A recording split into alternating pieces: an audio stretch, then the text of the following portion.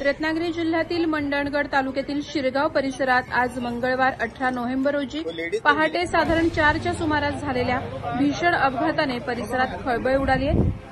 गाडी number MH08AX9589 या क्रमांकाची वॅगनार गाडी अचानक नियंत्रण सुटल्याने रस्त्याच्या कडेला असलेल्या खोल चरामध्ये जाऊन कोसळली।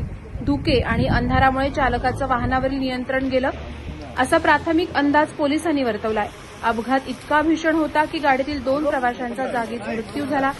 मृतांमध्ये हर्षदा जोशी वय 70 राहणार रत्नागिरी आणि शंकर करमरकर वय 50 मूळगाव राजापूर सध्या दापोली यांचा समावेश आहे, तर प्रमोद मुकुंद लिमिये वय 35 राहणार केळशी यांच्यासह एक प्रवासी गंभीर जखमी झाले असून त्यांच्यावर येथील मंडणगड ग्रामीण रुग्णालयात उपचार सुरू आहेत।